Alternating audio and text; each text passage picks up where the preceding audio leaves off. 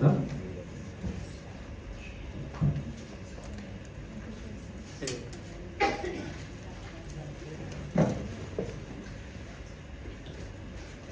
అధ్యాయము 28-29 వచనాలు చదివి వాక్య ధ్యానంలోనికి మనం వెళ్దాం. యోహాను సువార్త. దీనికి ఆశ్చర్యపడకుడి, ఒక కాలము వచ్చుచున్నది, ఆ కాలమున సమాధులలో ఉన్న వారందరూ ఆయన శబ్దం విని మేలు చేసిన వారు జీవ పునరుద్ధానములను, కీడు చేసిన వారు తీర్పు పునరుద్ధానములను బయటకు వచ్చేది. ప్రార్థన చేసుకుందాం. పరిశుద్ధమైన తండ్రి, కృప కలిగిన మా రక్షక, మీ శ్రేష్టమైన ఘనమైన నామానికి వందనాలు. పరిశుద్ధులని నిత్యము స్తుతించబడుతున్న మా ప్రభువా, మా యేసు, మా రక్షకుడా, మీ శ్రేష్టమైన ఘననాన్ని పొందినారు. ఎల్ షదాయి ప్రార్థనా మందిరంలో చేరి నేను స్తుతించే భాగ్యాన్ని మీరు మాకు అనుగ్రహించినందుకు వందనాలు. నీ పక్షంగా నిలబడి కొద్ది నిమిషాలు వాక్య ధ్యానం చేస్తుండగా వినగలిగే చెవి, గ్రహించగలిగే మనస్సు మాకు అనుగ్రహించమని ప్రభు సంఘమును, సేవకుని, సహాయకులను సమస్తం మీ చేతుల్లో పెడుతూ మా ప్రభును, మీ కుమారుడు, మా రక్షకుడైన యేసుక్రీస్తు వారి శ్రేష్టమైన నామములో ఈ ప్రార్థనలు అడిగి పొందుకుని ఉన్నాం మా పరమ తండ్రి. ఆమేన్. త్రియక దేవునికి మహిమ కలుగును గాక. ప్రభును, రక్షకుడైన యేసుక్రీస్తు వారి శ్రేష్టమైన నామములో సంఘ కాపరి అన్నయ్య మాస్టర్ రాజశేఖర్ గారికి, అదేవిధంగా కార్యక్రమాన్ని అధ్యక్షులుగా ఉండి నడిపిస్తున్న తమ్ముడు జేమ్స్ గారికి, అదేవిధంగా మరి సహాయకులుగా, పరిచారకులుగా ఈ యొక్క ఎల్ షదాయి ప్రార్థనా మందిరంలో పరిచర్యలో పాలిభాగస్వాములు మీ అందరికీ ప్రభు పేట వందనాలు తెలియజేస్తా ఉన్నాను. అందరూ బాగున్నారా? చాలా కాలం తర్వాత మళ్ళీ మీతో కొంత సమయం గడిపే భాగ్యాన్ని ప్రభు నాకు అనుగ్రహించారు. నిజానికి సమయం లేదు. అంటే నేను సిఎస్ఐ కాంపౌండ్లో చర్చ్ క్యాన్సిల్ అయింది కదా, మాకు ఇక్కడ 6 నుంచి 8 మా ఆరాధన.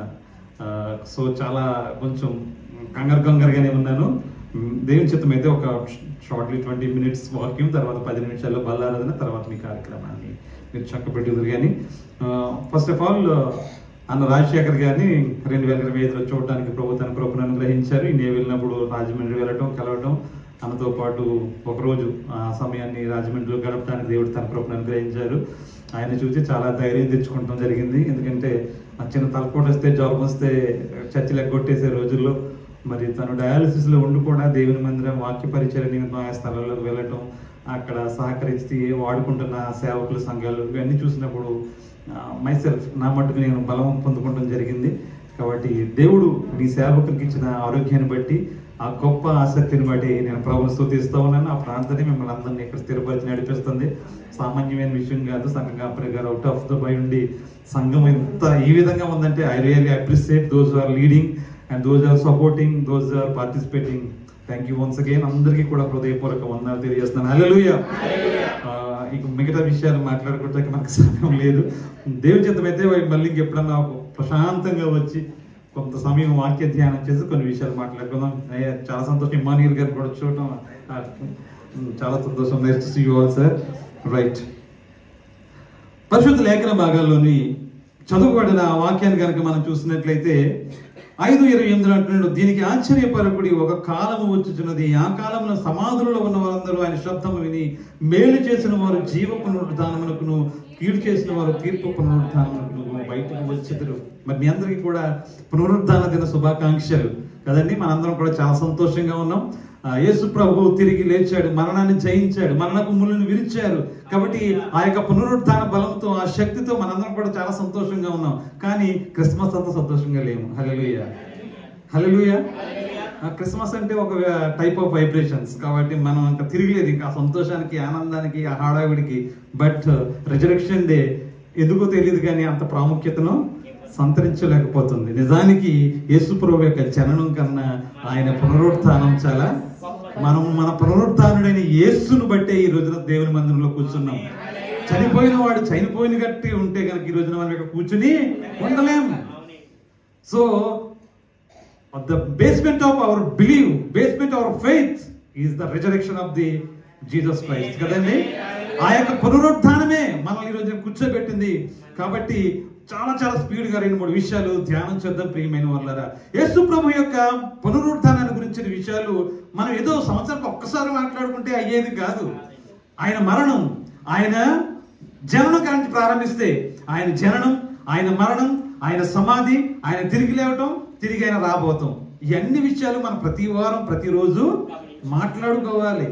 ఎప్పుడైతే మనం ఎన్ని విషయాలు ధ్యానం చేస్తామో, మనం ఒక క్రైస్తవుడిగా ఏ విధంగా జీవించాలి, ఓ సంఘంలో ఏ విధంగా కట్టుబడి ఉండాలి, ఒక సేవకుని కింద ఏ విధంగా పని చేయాలి, ఇవన్నీ మనకు ఎప్పుడు వస్తాయి? ఇవన్నీ విషయాలు మనం ధ్యానం చేసినప్పుడు. అంతేగాని దేవుని మందిరానికి వచ్చి 2 గంటలు అడవిడి చేసి వెళ్ళిపోతే చాలా విషయాలు మనకు తెలియవు. ఒక క్రైస్తవుడిగా ఈ రోజున మనం చాలా మట్టుకు అపోస్తలుడైన పౌలు తిమోతికి 2వ ఉత్తరంలో రాసిన మాట మనలో చాలా మందికి దగ్గరగా ఉంది ప్రియమైన వాళ్ళరా. ఆ మాట ఏంటంటే కనుక చూసినట్లయితే అపోస్తలుడైన పౌలు తిమోతికి రాసిన 2వ ఉత్తరంలో 3వ అధ్యాయం 5వ వచనం భాగం చూసినట్లయితే ఈ మాట చూస్తాం. పైకి భక్తి గలవారే ఉండి దాన్ని శక్తిని ఆశ్రయించిన వారునై ఇందుకు. చాలా మంది గురించి ఈ తిమోతికి పౌలు చెప్తా ఉన్నాడు. చాలా మంది ఉన్నారయ్యా, పైన చెప్తున్నాడు. అనురాగరహితులు, అద్వేషులు, అజిద్వేషులు, క్రూరులు, సజ్జన ద్వేషులు, మూర్ఖులు, ద్రోహులు, గర్వాంతులు, దేవుని కంటే సుఖానుభవం ఎక్కువగా ప్రేమించేవారు, వీరందరూ కూడా దేవుని మందిరంలోనే ఉంటారు అన్నాడు. వీరు పైకి బలవంతులుగా కనిపిస్తా ఉన్నారు. అమ్మ చూడగానే అమ్మ ఎంత ప్రార్థన పరుడండి, అయ్యో అమ్మ ఎంత ప్రార్థన పరురాలండి, అయ్యో ఎంత జ్ఞానం అండి, అయ్యో ఎంత భక్తి అండి, కానుకలు విరివిగా ఇస్తారండి. ఇది పైకి అంతా కనిపిస్తా ఉంది, బాగానే ఉంది. కానీ ప్రభువు చూస్తా ఉన్నాడు, ప్రభు దృష్టికి మాత్రం అంత బలంగా లేము. ఎందుకు? పైకి బలంగానే ఉన్నాం. అయితే నిజానికి పౌలు భక్తుడు అంటాడు కొరింథీ సంఘంతో 2వ ఉత్తరంలో, మా బాహ్య శరీరము కృషించిపోతుంది కానీ అంతరంగంలో మేము 2వ పత్రిక 4వ అధ్యాయంలో చివరిలో ఈ మాటలు తీయద్దు, మనకు సమయం ఉండదు, మనందరికీ బైబిల్ తెలుసు. అంటే బాహ్య పురుషుడేమో వాళ్ళకి బలహీనంగా ఉన్నాడు, అంతరంగంగానే వాళ్ళు బలవంతంగా ఉన్నారు. మనమేమో చూడటానికి డూబు మంచి ఆర్భాటంగానే ఉన్నాం. మనకు 1 లక్ష రూపాయలు అప్పు ఉన్నా కానీ మెల్లో 2 తులాలు సైడేసి తిరుగుతాం. కాబట్టి మనల్ని చూసి ఎవడో కూడా అప్పులు ఉన్నాయని కూడా హల్లెలూయా. ఆ మెయింటెనెన్స్ కూడా మనం అలాగే చేస్తాం అనుకోండి. అంటే నిజంగా స్పిరిచువల్ లైఫ్లో కూడా అలాగే చేస్తున్నాం. అది ఫిజికల్గా కూడా అలాగే చేద్దాం. దుబాయ్లో ఉన్నాం కాబట్టి ఆ మాత్రం వేసుకోకపోతే ఎలాగ వేసుకున్న వాళ్ళని కప్పుకోకండి, పర్వాలేదు, ఇది ఏమంత లేదు. మనకున్నదాన్ని ప్రభు వేసుకోవడం తప్పులేదు, వేసుకోవడం సంతోషించండి, తప్పులేదు. నేను చెప్పేది ఏంటంటే స్పిరిచువల్గా మనం చేసే కొన్ని కార్యక్రమాలు మనల్ని క్రీస్తుల మధ్య బలవంతుడిగా అనుకుంటున్నాం, మనం నిజానికి కాదు. కాబట్టి ఈ రోజున ఆ శక్తిని ఎలా పొందుకోవాలో కొన్ని విషయాలు మనం మాట్లాడుకుందాం. యేసు ప్రభు యొక్క అంతరంగంగా మన బాహ్య సంబంధమైన అంతరంగ సంబంధమైన శక్తిని పొందుకోవాలంటే ఏం చేయాలి, అది ఎలా వస్తుంది అని కనుక ఆలోచన చేస్తున్నట్లయితే పునరుద్ధానం గురించిన విషయాలు తొందరగా కొన్ని విషయాలు మనం మాట్లాడుకుందాం. ప్రియమైన వాళ్ళారా, మనందరికీ తెలిసిందే యేసు ప్రభు యొక్క పునరుద్ధానం గురించి ఎన్నో సంవత్సరాలుగా వాక్యాలు వింటా ఉన్నాం. ఆ రోజున ఏం జరిగిందో ఫిజికల్ గా కనుక ఆలోచన చేసినట్లయితే ఆ తెల్లవారుజామున ఏం జరిగింది, ఏ విధంగా రాయి దొర్లింపబడింది, ఖాళీ సమాధి ఎట్లా ఉంది, మగ్దలేని మరి వెళ్ళి ఏ విధంగా చూసింది, ఆ తర్వాత పేతురు గారు యోహాను గారు వెళ్ళి చూశారు. పేతురు గారు ముందు వెళ్ళారా, యోహాను గారు ముందు వెళ్ళారా, అది మనకు తెలుసు. ఆ తర్వాత తోమ అనుమానించాడని తెలుసు. తిబిరియా సముద్రం దగ్గర శిష్యులందరికీ దేవుడు కనిపించి, యేసుప్రభువు కనిపించి ఆయనతో పాటు చేపలు తిన్నారని తెలుసు. ఎమ్మాయి మార్గంలో వాళ్ళిద్దరు ఏదో అనుకుంటా పోతా ఉంటే వాళ్ళతో పాటు యేసుప్రభువు నడిచాడని తెలుసు. తిరిగి మళ్ళీ వాళ్ళని యేరుషలేము వెళ్ళమన్నాడని తెలుసు. పునరుద్ధానం గురించి అన్నీ తెలుసు. అపోస్తలుడైన పౌలు కొరింథీయులకు రాసిన 1వ ఉత్తరం 15వ అధ్యాయంలో ఆ తర్వాత ఆయన 500 మందికి పైగా కనిపించారనే వర్తమానం కూడా ఉంది. ఆ విషయం కూడా మనకు తెలుసు. అయితే యేసు ప్రభు యొక్క పునరుద్ధానాన్ని గురించి ఇన్ని విషయాలు తెలిసిన మనం ఆ యొక్క పునరుద్ధాన శక్తిని అనుభవిస్తున్నామా లేదా? The only one question, your experiencing. ఇప్పటివరకు నువ్వు అనుభవించావా? ఎప్పుడైనా దాని గురించి ఆలోచించావా? ఎందుకంటే పునరుద్ధాన శక్తి తప్పితే నిన్ను క్రీస్తులో స్థిరపరిచేది మరొకటి ఏది కూడా లేదు. ఒకవేళ నేను మంచి క్రైస్తవ కుటుంబంలో పుట్టానండి అంటే కొంతవరకే, మా తాతగారు పాస్టర్ అండి, మా నాన్నగారు పాస్టర్ అండి, నేను అది కూడా కొంతవరకే. ఇవేవి కూడా మనల్ని క్రీస్తులో స్థిరంగా ఉంచు, బలంగా ఉంచు. మనల్ని బలంగా ఉంచేది యేసు ప్రభు యొక్క రక్తము, ఆయన తిరిగి లేచుల ద్వారా మనం పొందిన పునరుద్ధాన శక్తి. ఒకప్పుడు శిష్యులు అనబడిన వారు యేసు ప్రభుతో కూడా జీవిస్తూనే ఎంతో ఒలిగిపోతూ ఉండేవారు, బలహీనంగా ఉండేవారు. ఒకసారి ఆయన గలిలయ సముద్రంలో ప్రయాణం చేస్తా ఉన్నప్పుడు ఆయన అమరమున తలవాల్చుకొని కొంచెం విశ్రాంతి పొందుతుంటే అలల తాకిడికి ఆ యొక్క పడవ మునిగిపోతూ ఉంటే లేకేస్తున్నారు, అయ్యా నశించిపోతున్నావు, నీకు చింత లేదా, మా ప్రాణాలు పోయేలాగా ఉన్నాయి. ఒకసారేమో ఒకడు వచ్చి, అయ్యా నా కొడుకు దెయ్యం పట్టి ఉన్నాడు, చాంద్ర రోగి అన్నాడు, నీటిలో నీళ్ళలో దూకుతున్నాడు, ఈ నేల కొంచెం బాగుపరచండి అయ్యా బాబు అంటే యేసు నామములో ఇన్ జీసస్ నేమ్ చాలా కష్టపడి ఉంటారు కానీ ఏం జరగలేదు. ఏమీ జరగలేదు. ఆ తర్వాత యేసుప్రభు వారు వచ్చి ఇది ప్రార్థన వలన ఉపవాసం వలన మాత్రమే కానీ అది చెప్పలేదు. అక్కడ ఫెయిల్యూర్ అయ్యారు. ఇక సమయం లేదు కాబట్టి చివరికి వచ్చేస్తే యేసుప్రభు వారిని గెత్సేమనే తోటలో పట్టుకుంటే చెట్టుకొకడు పుట్టకొకడు పారిపోయారు. మత్తయి సువార్త 16వ అధ్యాయంలో పేతురు గారు అంటారు, ప్రభువా నీ కోసం నా ప్రాణమైన ఇస్తానన్నాడు. ఆయన కూడా నాకు తెలియదని ముమ్మార్లు చెప్పేశాడు. అంటే వీళ్ళ యొక్క బలహీనతలు చూడండి. వీళ్ళందరూ మళ్ళీ ఎక్కడ ఎవరితో సహవాసం? వీళ్ళందరినీ రోడ్లాంటి తిరిగి వాళ్ళతో సహవాసమా, పిలాతుతో సహవాసమా, హేరోదుతో సహవాసమా, సద్దుకైతో పరిచయంతో ఎవరితో ఇది సహవాసం? మంచి స్ట్రాంగ్ ఉన్నది మగవాళ్ళు. ఇక్కడ ఆడవాళ్ళు ఏమి మాట్లాడలేదు. యేసుతోనే సహవాసం, కానీ అన్ని విషయాల్లో కూడా బలహీనులుగానే కనిపిస్తా ఉన్నారు. కానీ ఒక్కసారి యేసు ప్రభు వారు చనిపోయి సమాధి చేయబడి తిరిగి లేచిన తర్వాత వాళ్ళ ధైర్యం ప్రియమైన వాళ్ళ అపోస్తలుల కార్యాల గ్రంథం 2వ అధ్యాయం చదివి, అరే ఎక్కడి నుంచి వచ్చింది దానికి తెలివి, ఎక్కడి నుంచి వచ్చింది బలము వీరికి, భూమిని తల్లకిందులుగా చేస్తా ఉన్నారే అని చెప్పేసి వాళ్ళందరూ కూడా మాట్లాడుకుంటూ ఉన్నారు. పేతురు గారు ఒకప్పుడు ఆ పేతురు గారు నేను ఎరుగునని పొక్కినవాడు, ఒకవేళ సందేహపడుతూ నీటిలో మునిగిపోసాగిన వాడు. అటువంటి పేతురు యేసు ప్రభు యొక్క పునరుద్ధార శక్తిని బట్టి బలమును బట్టి ఎన్ని అద్భుతాలు చేయలేదు. అపోస్తలుల కార్యాల గ్రంథం 3వ అధ్యాయంలో మనం చూస్తూ ఉంటాం పేతురు ద్వారా జరిగిన అద్భుతములు. ప్రియమైన వారులారా, తర్వాత కాలంలో ఆ యొక్క అపోస్తలులు నడిచి వెళ్తుంటే వారిని నీడ పడితే చాలు దెయ్యమును వదిలి వెళ్ళిపోయారంట. అనారోగ్యంగా ఉన్నవారు స్వస్థపరచబడేవారంట. ఇన్ని అద్భుత కార్యాలు ఎలా చేయగలిగారు? ఒకప్పుడు వాళ్ళందరూ కూడా ఎంతో బలహీనులుగా ఉన్నారే. అంటే ఈ రోజున వాళ్ళు దేనిని బట్టి ఎంత బలవంతులయ్యారు? The power of resurrection. చెప్పలు కూడా దేవుని నామమున మహిమపరచుదాం. The power of resurrection makes you strength. నేను బలవంతుడిగా చేసేది యేసు ప్రభు యొక్క పునరుద్ధానం మాత్రమే. కాబట్టి ఇప్పుడు యేసు ప్రభు యొక్క పునరుద్ధానాన్ని గురించి తెలుసుకుని ఆ పునరుద్ధాన బలం ఎలా పొందుకోవాలో తెలుసుకుని దాన్ని పొందుకొని దాని ప్రకారం క్రైస్తవులుగా జీవించాలి. రైట్? యేసు ప్రభు యొక్క పునరుద్ధాన బలం యొక్క యేసుక్రీస్తు యొక్క పునరుద్ధానం యొక్క ఇంపార్టెన్స్ ఏంటో మనం తెలుసుకున్నాం. ఎందుకంటే యేసుక్రీస్తు యొక్క ఇంపార్టెన్స్ ఏంటంటే కనుక క్రీస్తు లేపబడ్డాడు మృతుల్లో నుంచి, మనం కూడా మృతుల్లో నుంచి లేపబడతాం. కొరింథీయులకు రాసిన పత్రిక 15వ అధ్యాయం మొదటి పత్రిక 15వ అధ్యాయంలో ఈ మాటను మనం చూస్తూ ఉంటున్నాం. ఒకసారి 14వ వచ్చిన భాగం చేద్దాం. 15:14 ఏముంది అక్కడ? మరియు క్రీస్తు లేపబడి ఉండని ఎడల మేము చేయ ప్రకటన వ్యర్థమే, మీ విశ్వాసమును వ్యర్థమే. అంటే చూడండి, యేసు ప్రభు యొక్క రిజరెక్షన్ కనుక జరగకపోతే, ఆయన రిజరెక్షన్ కనుక జరిగి ఉండకపోతే ఇప్పుడు మన విశ్వాసం ఏంటంట? వ్యర్థమే. దేని ఎందుకు విశ్వాసం ఉంచుతాం? యోహాను సువార్త 3:16 ఉంది, దేవుడు లోకం ఎంతో ప్రేమించెను కాగా ఆయన తన ద్వితీయ కుమారునిగా పుట్టిన వారి యందు విశ్వాసం ఉంచి ప్రతి వాడును నశింపక నిత్య జీవంలోనికి వెళ్ళిపోతాడని రాయబడి ఉంది. అయితే యేసు ప్రభు వారు చనిపోయి సమాధిలోనే ఉండి ఒకవేళ ఆయన శరీరం కుళ్ళుబడితే మనం దేని ఎందుకు విశ్వాసం ఉంచేవారు? దేవుళ్ళు అనబడిన వారు, రాజులు అనబడిన వారు, సామంత రాజులు అనబడిన వారు, లేకపోతే అనేక మంది దేవతలు అనబడిన వారు ఈ లోకంలో కలిసిపోయారు. చనిపోయిన వారు చనిపోయినట్టుగానే వారి కథ ముగిసిపోయింది. కానీ ఒక్కడు మన ప్రభు అయిన యేసుక్రీస్తు పరలోకము విడిచిపెట్టబడని భాగ్యం ఎంచుకొని వచ్చిన వాడు, మరణంలో నుంచి జీవంలోకి మనం నడిపించడానికి ఆయన మరణముగా ముళ్ళును విరిచి నీ కొరకు నా కొరకు సజీవుడైన వాడు. కాబట్టి ఈ రోజున మనం ఆ సజీవుడైన యేసు ప్రభుని ఆరాధిస్తున్నాం కనుకనే ఈ రోజుని సజీవమైన నిరీక్షణతో బలవంతులుగా మనం ముందుకు కొనసాగిపోవాలి. హల్లెలూయా, హల్లెలూయా, హల్లెలూయా.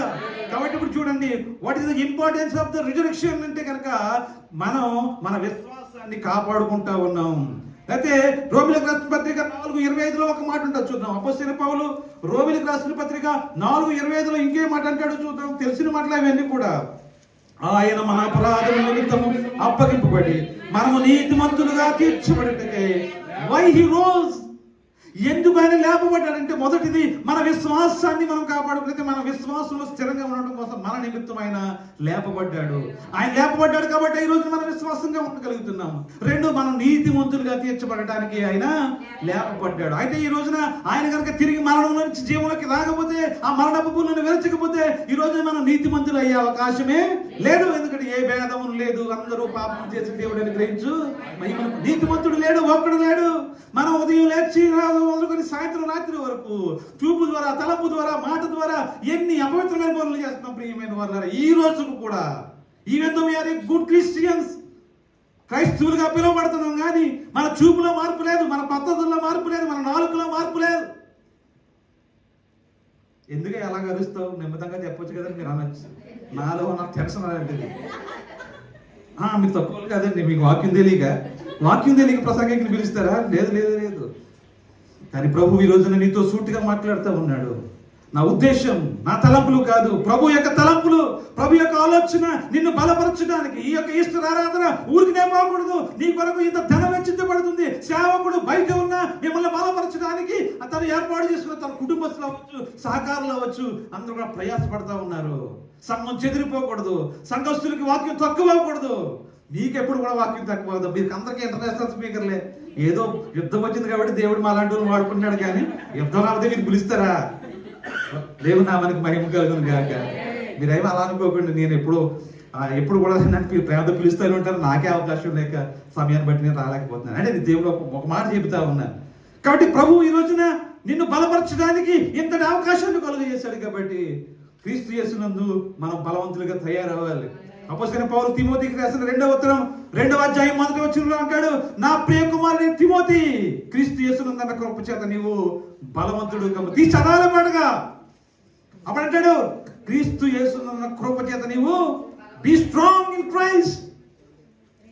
2వ తిమోతి 2వ అధ్యాయం 1వ వచన భాగం, నా కుమారుడా క్రీస్తు తీసుకోవాలి. ఎలా పొందుకోవాలి? ఆ బలాన్ని ఎలా పొందుకోవాలి మనం? కాబట్టి ఎప్పుడైనా ఆలోచన చేశారా? బలాన్ని ఎలా పొందుకోవాలి? పిల్లలు సన్నంగా ఉంటే హార్లెక్స్, కాంప్లైన్స్, ఇంకా ఏమో అన్ని కలిపి కలిపి మిక్స్డ్ మల్టీ ఏది కావాలంటే ఎందుకు పెడతాం అనుకోవచ్చు. మా కూతురు మరి అని చూసి అందరూ కూడా, పాస్టర్ గారు ఏం పెట్టట్లేదండి, ఏదో పెట్టండి, ఏం చెప్తే చిన్నప్పుడు మేము అలాగే ఉండేవాళ్ళం, అలాగే ఉంటుంది. మరి ఏం చేస్తాం అంటే బలహీనంగా కనిపిస్తే ప్రపంచం ఒప్పుకోదు. నిజమే.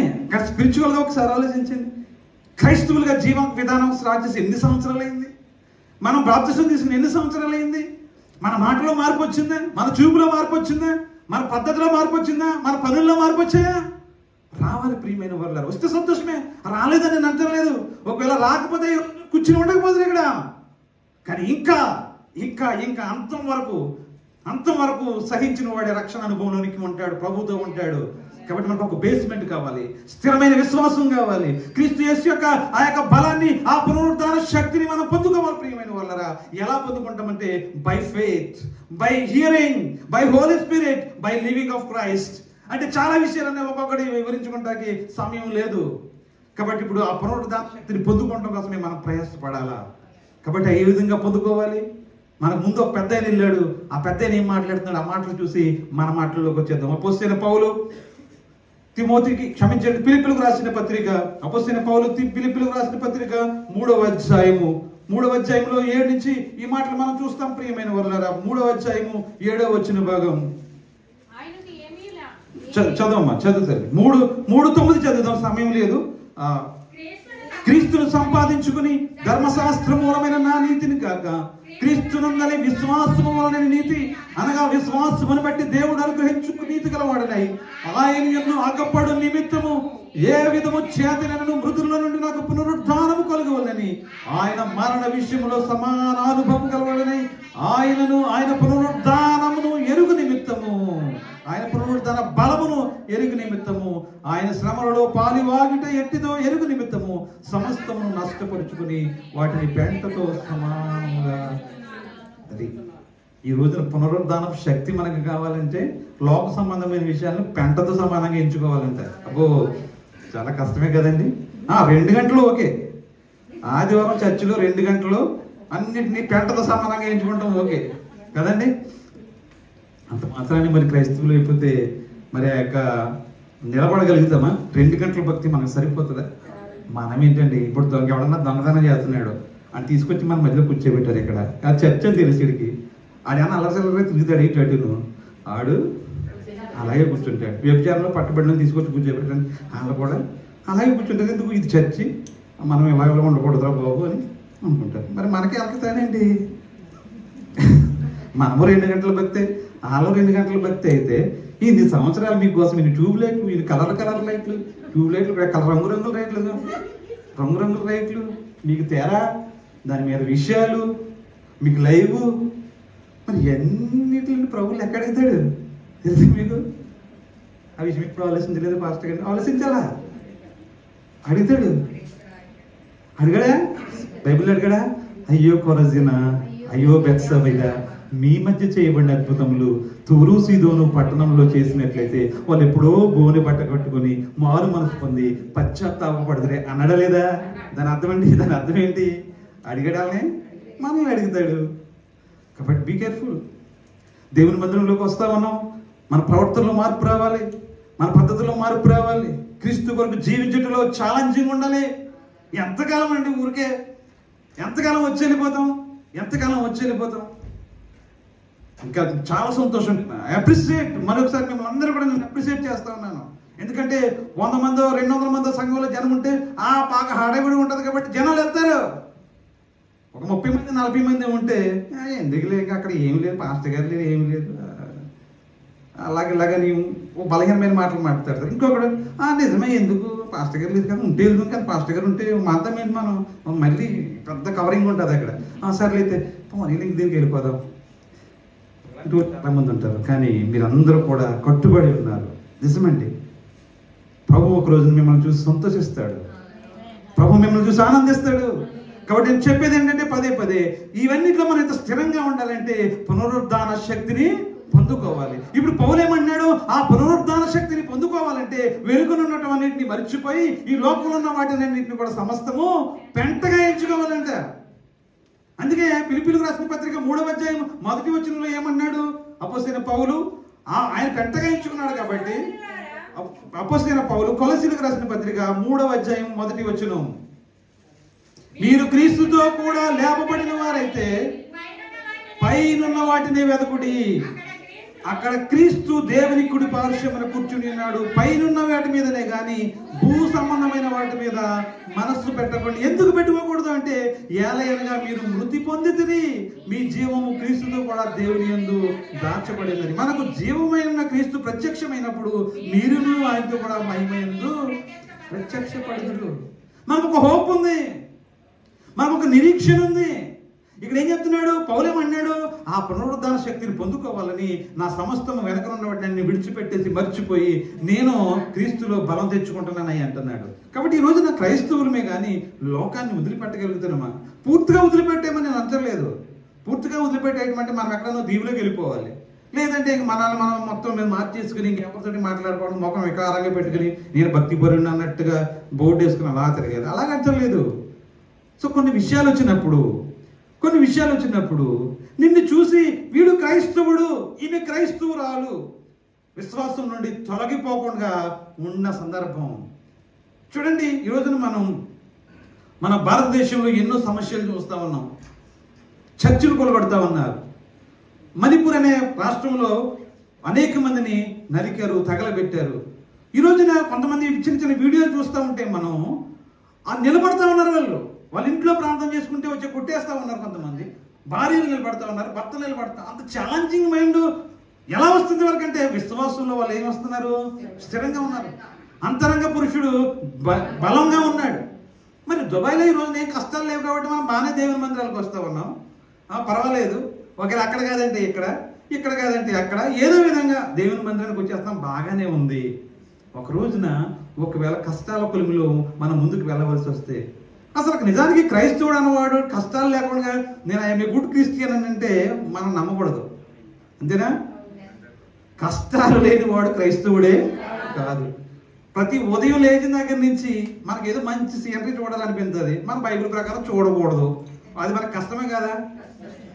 మనం ఒకవేళ పనిచేసే వాళ్ళు ఉన్నారనుకోండి, చాలాసార్లు అంటే ఏం మాటలు నేను మేడం మీద ఒక అమ్మ వచ్చేస్తుంది, ఒక్కొక్కసారి ఆ దాకా తిరేసి కొట్టేద్దామనిపించదు, శాలరీ రాదు, ఆ డేట్స్ ఇలా తీసేద్దామనిపించదు. తుడిసిన దాని మీద తొడమంటుంది, మళ్ళీ గ్లాస్ పోయింది, ఇది పోయింది, దీని మీద గీత అంటుంది, ఇన్ని రకాలు ఎప్సి పెట్టేస్తుంది. ఒక్కొక్కసారి అదే గ్లాస్ ఇచ్చి కొట్టేద్దామనిపిస్తుంది. కొట్టగలుగుతామా? కొట్టలేదు. అంటే ఇటువంటి సమస్యలు మనకు ఒక పోరాటం. క్రైస్తవులకు మనకి కష్టాలు ఏమి రావు. మనము డబ్బు సంపాదించడానికి అడ్డదారులు తొక్కి మనము మన ఇష్టానుసారంగా ఉండి మనం అంటే మనకు హ్యాపీ. కానీ నిజమైన క్రైస్తవుడు కాదు. ప్రతి నిజమైన క్రైస్తవుడికి కష్టాలు ఉంటాయండి. Christianity is not a bed of roses. పూల పార్పు కాదు ఇది, ఇది ముళ్ళ బాట. యేసు ప్రభు వారు అపోస్తలుడైన పౌలును ఏర్పాటు చేసుకున్నప్పుడు అన్నిటిలో చెప్పే మాటలవే, నా కొరకు ఎన్నో కష్టాలు అనుభవించవలసి ఉంటది. కాబట్టి అపోస్తలుడైన ఈ పౌలు గారు ఎన్ని వంటి కష్టాలు అనుభవించాడో కొరింథీయులకు రాసిన 2వ ఉత్తరం ఒకసారి చదవండి.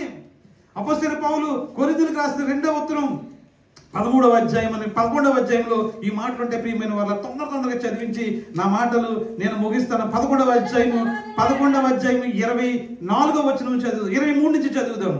11:23 2 కొరింథీ 23 చదువుదాం. వారు క్రీస్తు పరిచారకుల వెర్రి వారి వలె మాట్లాడుచున్నాను, నేను మరి ఎక్కువగా క్రీస్తు పరిచారకులను, మరి విశేషముగా ప్రయాసపడుతుంది, అనేక పర్యాయములు చెరసాలలో ఉంటుంది, అపరిమితముగా దెబ్బలు తింటిని, అనేక మార్లు ప్రాణాపాయంలో ఉంటుంది, యూదుల చేత 5 మారులు 1 తక్కువ 40 దెబ్బలు తింటిని, 3 మారు బెత్తములతో కొట్టబడితిని, ఒకసారి రాళ్లతో కొట్టబడితిని, 3 మారు ఓడ పగిలి శ్రమ పడితిని, ఒక రాత్రి పగలు సముద్రంలో గడిపితిని, అనేక పర్యాయములు ప్రయాణంలోను, నదుల వలన ఆపదలోను, దొంగల వలన ఆపదలోను, నా స్వజనం వలన ఆపదలోను, అన్యజనుల వలన ఆపదలోను, పట్టణముల ఆపదలోను, అరణ్యముల ఆపదలోను, సముద్రముల ఆపదలోను, కపట సహోదరుల ఆపదలు ఉంటుంది, ప్రయాసంతోను, కష్టంతోను, తరచుగా జాగరణతోను, ఆకలి తప్పుడుతోను, తరచుగా ఉపవాసములతోను, చలితోను, దిగంబరత్వముతోను ఉంటుంది, ఇంకను చెప్పవలసినవి అనేకములు ఉన్నవి. పౌలు గారు క్రైస్తవుడు కదా, చెప్పండి. మరి క్రైస్తవుడికి సమస్యలు ఉండకూడదు కదా, క్రైస్తవుడికి కష్టాలు ఉండకూడదు కదా, క్రైస్తవుడికి తలపోటు రాకూడదు, క్రైస్తవుడికి జ్వరం రాకూడదు, క్రైస్తవుడికి అప్పులు ఉండకూడదు, క్రైస్తవుడికి ఏమి ఉండకూడదు. ఏదొచ్చినా మీరు కంగారు పడిపోతూ ఉంటారు. క్రైస్తవుడికి ఎప్పుడు కూడా మంచి మంచి బట్టలు వేసుకుంది, నగలెట్టుకుని తిరగాల. ఇక్కడ ఏం చెప్తున్నాడు, దిగంబరగాడు ఉన్నాడు అంట. ఎందుకంటే వాళ్ళలో కొట్టుకుపోయి సముద్రంలో ఈదినప్పుడు ఫుల్గా సూట్ వేసుకుని ఎదలేడు కదా, మా దుబాయ్ పాత్రలేక మనకులేక దిగంబరత్వంలో ఉన్నాడు. ఆకలి తెలుసు, దెబ్బలు తెలుసు. ఇందులో ఒక్క ఎక్స్పీరియన్స్ అయినా మీకుందా? నాకు లేదు. ఎవరైనా మిమ్మల్ని యేసు ప్రభువుని బట్టి కొట్టారా? నన్ను కొట్టలేదు. తిట్టుకున్నారు చాలా మంది దుబాయ్లో. ఈ పాద్రి ఎప్పుడు బాబ్జీ గారు, స్టీఫెన్ గారు అన్నారు కదా, ఇది ఎప్పుడు కూడా మా మీద ఏడుస్తాడు, అలాగే చెప్తాడు, ఆ బట్టలు ఇలాగే చూద్దని చెప్తాడు, ఈ అలాగే చూద్దని చెప్తాడు, ఈ అలాగే పెట్టుకున్నాం అని చెప్తాడు. పోనీ ఓ సిస్టర్ అన్నది సరే, బ్రదర్ దొరికితే కంటమట్టి కొరికేద్దాం అనుకున్నాను టైంలో. నేను దూరంగానే ఉంటాను అందుకే. ఆ తర్వాత ఎప్పుడో ఎప్పుడు సంవత్సరం తర్వాత పెట్టింది మెసేజ్. అంటే మీరు చెప్పిన రోజునైతే నా గురించి చెప్పారని పాయింట్ అవుట్ చేశారని కంటమట్టి కొరికేద్దాం ఉన్నాను బ్రదర్. కానీ తర్వాత నాకు అర్థమైందండి, నా జీవితం మీద సరి చేసుకున్నాను అని నాతో ఇప్పుడు బాగా మాట్లాడుతుంది ఆ సిస్టర్. అంటే ఒక ఆమె దుబాయ్ అంత కోపం వస్తుంది ఆడవాళ్ళకి నా మీద. కానీ నేను ఏమని అంటానమ్మా, ఏమన్నాను, నేను వాక్యం చెప్తాను అంతే. కాబట్టి ప్రియమైన వాళ్ళరా, పౌలుకు వచ్చిన కష్టాలని చదువుతూ ఉండండి. మన క్రీస్తు కొరకు వాళ్ళు జీవన విధానాన్ని తరచుగా డిస్కస్ చేస్తూ ఉండండి. మనం ఎప్పుడు కూడా యేసుప్రభు గారి ప్రేమ గురించి మాట్లాడుకుంటే ఇంక మనం ఓకే, తప్పు లేదు. యేసుప్రభు గారు ప్రేమించారు, మనల్ని కృప చూపించారు. కాబట్టి ఈ రోజున సజీవులలో ఉన్నాం ప్రియమైన వాళ్ళరా. కాబట్టి ఇప్పుడు క్రీస్తు యొక్క పునరుద్ధాన శక్తిని మనం పొందుకోవాలి, ఆయన పునరుద్ధానాన్ని అనుభవించాలి. ఒకటి, ఇది యేసు ప్రభు యొక్క పునరుద్ధానం గురించి మాట్లాడుకున్నాం. ఇక తర్వాత మనకు పునరుద్ధానాన్ని దేవుడు ఇవ్వబోతా ఉన్నాడు. కాబట్టి మన నిరీక్షణ ఏంటి? ఈ పునరుద్ధానం ద్వారా మనం పొందబోయే పునరుద్ధానం. చూడండి, యోహాను సువార్త 5వ అధ్యాయంలో ఒక మాట మనం చూస్తూ ఉంటాం. యోహాను సువార్త 5వ అధ్యాయంలో యేసు ప్రభు వారు పలికిన మాటలు కనుక మనం చూసినట్లయితే 26వ వచనంలో అంటాడు, ముందు 24 చేత నా మాట విని నన్ను పంపిన వాని యందు విశ్వాసించువాడు నిత్య జీవం గలవాడు, వాడు తీర్పులోనికి రాక మరణములోని జీవములకు దాటినని చెప్తూ 28వ వచనం అంటాడు. మనం చదువుకున్న మాట, దీనికి ఆశ్చర్యపడు, ఒక కాలం వచ్చుచున్నది, ఆ కాలంలో సమాధిలో ఉన్నందరూ ఆయన శబ్దం విని మేలు చేసిన వారు జీవ పునరుద్ధానానికి వెళ్తారు, కీడు చేసిన వారు తీర్పు పునరుద్ధానానికి వెళ్తారు. కాబట్టి ఏ పునరుద్ధానానికి నువ్వు సిద్ధపడతా ఉన్నావు? ఇక నీకు విస్తరించి మనం వాక్యం చెప్పుకుంటానికి నాకు సమయం లేదు. దేవుని చిత్తం మీద ఎప్పుడైనా మాట్లాడుకుందాం. కానీ ఈరోజు ఒకే ఒక ప్రశ్న, యేసు ప్రభు యొక్క పునరుద్ధాన శక్తి ద్వారా నువ్వు క్రైస్తవ జీవితాన్ని జీవిస్తున్నావా? లేకపోతే కేవలం కొన్ని ఆచారప్రకమైన భక్తి ద్వారా నీ క్రైస్తవ జీవితాన్ని జీవిస్తున్నావా? ఒకవేళ ఆచారప్రకమైన భక్తి ద్వారా ఈ క్రైస్తవ జీవితాన్ని జీవిస్తే మనం చేసే పనుల్లో ఏ మార్పు రాదు. మన మాటల్లో మార్పు ఉండదు, చూపుల్లో మార్పు ఉండదు, విశ్వాసంలో మార్పు ఉండదు, కదలికలో మార్పు ఉండదు, పనుల్లో మార్పు ఉండదు, సాక్ష్యంలో మార్పు ఉండదు, ఇంట్లో ఒకలాగా ఉండడం, లేకపోతే దేవుని మందిరంలో, లేకపోతే ఉద్యోగం చేసే స్థలాలు, ఇవన్నిట్లో కూడా మనకి అన్యులకి తేడా ఏమీ ఉండదు. కానీ క్రీస్తు యొక్క పునరుద్ధాన శక్తి చేత కనుక నువ్వు జీవిస్తూ ఉంటే నీకు ఖచ్చితంగా, నీకు లోకానికి ఖచ్చితంగా, మనకి లోకానికి ఖచ్చితంగా తేడా ఉండాలి ప్రియమైన వాళ్ళరా. అలా చూపించలేనప్పుడు మనం క్రైస్తవ జీవితాన్ని సరిగా జీవించట్లేదని మనం అర్థం చేసుకోవాలి. కాబట్టి ప్రియమైన విశ్వాసులారా, మేలు చేసే వారికి మేలు పునరుద్ధానం, కీడు చేసే వారికి తీర్పు పునరుద్ధానం అని చెప్పబడుతుంది. కాబట్టి ఈ పునరుద్ధాన శక్తిని పొందుకున్న నీవు నేను ఆయన తిరిగి రెండవ రాకడలో ఆయన మన కొరకు రాబోతున్న సమయంలో ప్రకటన గ్రంథం 1:7 చెప్పినట్టుగా ఇదిగో ఆయన త్వరగా వస్తా ఉన్నాడు. కాబట్టి ఆయన వచ్చిన తర్వాత ఆ రెండవ రాకడలో జరిగే విషయాల్ని ఎప్పటికప్పుడు గుర్తు తెచ్చుకుంటా ఉండండి. ఈ రోజున మనకు అవసరమైంది ప్రకటన గ్రంథం. రెండవ రాకడకు సంబంధించిన విషయాలు. ఎంతకాలం జరిగిపోయిన పండగలకి పబ్బాలకి కొత్త బట్టలు కాడికి ఊరేగుతావు. క్రిస్మస్ వచ్చిందంటే చాలు కొత్త బట్టలు లేకుండా పండగ వెళ్ళనే వెళ్ళరు. ఒకప్పుడు అంతేనా? నిజం చెప్పండి, ఇంటికాడ ఎవరైనా వస్తే సీరలు రప్పించుకుంటున్నారా మీరు? బైబిల్ ఎప్పుడైనా రప్పించారా? ప్రకటన ఏమైనా కరపత్రం ఏమైనా రప్పించారా? ఏమన్నా ఒకళ్ళు ఇద్దరు ఉంటారు, సంతోషం ఒకళ్ళు ఇద్దరు ఉంటారు. మిగతా వాళ్ళు అందరూ ఏ రప్పిస్తారు? పచ్చళ్ళు సీరలు, అంతే కదా. భయపడిపోతున్నారు ఈ మధ్యలో. పాస్టర్ గారిని మీరే ప్రార్థన చేయండి, సంఘంలో చెప్పకండి. ఏమ్మా వీళ్ళు లగేజ్ ఇచ్చేస్తున్నారండి. మారండి అమ్మా, మారండి. పాత పండగలకి కొత్త బట్టలు కడిగిన గొంతులేయటం కాదిక. రాబోవాడు ఆలస్యం చేయక వచ్చే దినాల్లో మనం ఉన్నాం. చుట్టుపక్కల పరిస్థితులన్నీ మారిపోతూ ఉన్నాయి. అన్నిటి అంతము సమీపమైపోయే రోజులు మన దగ్గర ఉన్నాయి. మనం దుబాయ్లో ఉండగానే 3వ ప్రపంచ యుద్ధం వచ్చినా ఆశ్చర్యపోవాల్సిన విషయం లేదు. ఒకవేళ వస్తే మన పరిస్థితి ఏంటి? ఒకవేళ ఎలాగైనా ఎటువంటి పరిస్థితులైనా మీకు వాక్యం చెప్పే నేను కూడా అందరం సమానమే. ఇక్కడ నేను ఏదో పెద్ద విశ్వాస వీరుణ్ణి కాదు, కానీ దేవుని కృపను అనుభవించిన వాడిని. దేవుడు తన కృపలో భద్రపరిచి బలపరిచి మరణ పంచులు గుండా భారంలో ఉన్నప్పుడు అతి సమీపంగా, మీకు చాలా మందికి తెలుసు, 15 రోజులు అక్కడ స్టాక్ అవడం జరిగింది. మొదట ఉన్న హోటల్కి అతి సమీపంలో ఆ నేవల్ బేస్ ఉన్నట్టు ద్వారా ఫస్ట్ మాకు అర్థమవలే. 4 రోజులు కాన్ఫరెన్స్ లో ఉండటం వల్ల బయట ప్రపంచం తెలియలేదు, వార్తలు ఏమి వెళ్ళలేదు, ఏం జరుగుతుందో తెలియదు. కాన్ఫరెన్స్ అయ్యి చక్కగా సూట్ కేసులు పెట్టుకుని ఎయిర్పోర్ట్కి బయలుదేరతాకి హోటల్ లాబీలోకి వస్తే భయంకరమైన శబ్దం వచ్చి ఒక నల్లని పొగ వచ్చేస్తామంటే కొంచెం కనుచూపు మేరలో ఏం అర్థం అవ్వట్లేదు. అప్పుడు న్యూస్ చెప్తుంటే అప్పుడు యుద్ధం జరుగుతుందంట, అందుకే బాంబు వేశారంట. అక్కడి నుంచి మా పరిస్థితి చూడాలి. ఇరుకులో విశాలత కలుగజేసిన దేవుడు, ఇశ్రాయేలీయులను అరణ్యంలో 40 సంవత్సరాలు నడిపించిన దేవుడు, ఎర్ర సముద్రమును పాయలుగా చేసిన దేవుడు, మన దేవుడు జీవం కలిగిన దేవుడు. సౌదీ అరేబియా వీసా లేకుండా సౌదీ అరేబియా రోడ్డు మార్గం ద్వారా దుబాయ్ వచ్చానండి నేను. తెలుసా మీకు? దేవుడు అద్భుతాన్ని చేయకపోతే సౌదీ అరేబియా ఎవడన్నా అడుగెట్టిస్తాడా? దేవుడు మాట్లాడాడు గవర్నమెంట్తో. ఇంకా నాది అప్లికేషన్ ఇన్ ప్రాసెస్ అవుతుంది, అప్లై చేశా. ఆ వీసా ఇంకా ఇన్ ప్రాసెస్ ఉంది ఇప్పుడు కూడా, అది రావట్లేదు. కానీ దేవుడు మార్గం తెరిచాడు, గవర్నమెంట్తో మాట్లాడాడు, హై అఫీషియల్స్ మాట్లాడారు. అయ్యా బెహరంలో ఉన్న మా విజిటర్స్ అందరూ వారి స్థలాలకు వెళ్ళిపోయేలాగా ఒక డిగ్రీ ఇవ్వండి, ఒక అధికార పత్రం ఇవ్వండి అంటే కౌన్సిల్ ఎట్లు ఇచ్చారు. అదట్టుకుని రోడ్డు మార్గం ద్వారా దుబాయ్ ఇచ్చేస్తాం. కాబట్టి దేవుని కృపను అనుభవించాను, మీరు కూడా అందరూ అనుభవించారు, లేదని నేను అంటలేదు. కానీ ఒక్కసారి మనల్ని మనం పరిశీలన చేసుకుందాం. దేవుని యొక్క శక్తి మనలో ఉన్నప్పుడు కష్టాలు ఎదురైనా, బాధలు ఎదురైనా, సమస్యలు ఎదురైనా మనం ధైర్యంగా ఉండాలంటే క్రీస్తు యొక్క పునరుద్ధాన శక్తి మనలో ఉండాలి. ఈస్టర్ పండుగ వచ్చిందని సంతోషించడం మంచిదే, కానీ ఆ ఈస్టర్ పండుగ యొక్క శక్తి నీలో లేకపోతే ఈ ఈస్టర్ పండుగకి అర్థమే లేదు. ప్రియమైన వాళ్ళ తలలో వచ్చండి, మనల్ని మనం పరిశీలన చేసుకుందాం. క్రీస్తు యొక్క పునరుద్ధాన శక్తితో నీ జీవితం ముందుకు వెళ్తుందా, లేకపోతే కేవలం ఆచారపరమైన భక్తితో నువ్వు ముందుకు వెళ్ళిపోతా ఉన్నావా? నువ్వు పరిశీలన చేసుకుందాం. నేను తక్కువ చేసి మాట్లాడాలని కాదు ప్రియమైన స్నేహితుడ, సహోదరి, మీరు విశ్వాసులు కాదని నా ఉద్దేశం కాదు. కానీ ఒక మెట్టు ముందుకు వెళ్ళాలి, ఒక అడుగు ముందుకు వేయాలి. క్రీస్తు కొరకు రోషము కలిగి జీవించాలి. ఎంతకాలం ఇంకా అక్కడే ఉండిపోతాం మనం. సంవత్సరాలు గడిచిపోతున్నా ఎదుగుదల లేని జీవితం. కాలమును బట్టి చూస్తే మీరు ఈ పాటికి ఫిలాసఫర్స్ అవ్వాలి, మీరు గొప్ప వేదాంత భక్తులు అవ్వాలి, గొప్ప ప్రీచర్స్ అవ్వాలి. కానీ ఇంకా మీరు మూలపాఠాల దగ్గర ఉండిపోయారు. ప్రేమ గురించి, కృప గురించి మాత్రమే మీరు మాట్లాడుకున్నారు, కానీ క్రీస్తు గురించి మాట్లాడుకోలేకపోతున్నారు. కాబట్టి ప్రియమైన విశ్వాసులారా, ప్రభు నీతో నాతో ఈ రోజున మాట్లాడుతున్న మాట, నిన్ను నన్ను ప్రేమించి. కాబట్టి అందరూ కూడా తలలో వంచి ప్రార్థన చేసుకోండి, పరిశీలన చేసుకోండి. ప్రభు మనకిచ్చిన రక్త శరీరాలు, ప్రభు మన కొరకు చిన్న రక్తాన్ని జ్ఞాపకం తెచ్చుకుంటూ ప్రభు మనకు అప్పచెప్పబడిన ఆ యొక్క కార్యక్రమాన్ని మనం చేయబోతా ఉన్నాం, బల్లరాధన సిద్ధపడతా ఉన్నాం. కాబట్టి అందరూ కూడా తలలో వంచి మిమ్మల్ని మీరు పరిశీలన చేసుకోండి. పరిశుద్ధ లేఖన భాగాల్లో నుంచి అపోస్తలుడైన పౌలు కొరింథీయులకు రాసిన మొదటి పత్రిక 11వ అధ్యాయం కొన్ని మాటలు నేను చదివి ప్రార్థన చేసి బల్లాన్ని వీచి నేను వెళ్ళడం జరిగింది. ప్రేమతో నన్ను మన్నించాలి, నేను కొంచెం నెమ్మదిగా మాట్లాడలేకపోతూ ఉన్నాను, కానీ సమయాన్ని బట్టి ప్రేమతో మీరు అర్థం చేసుకోవాలని ప్రేమపూర్వకంగా తెలియజేస్తా ఉన్నాను.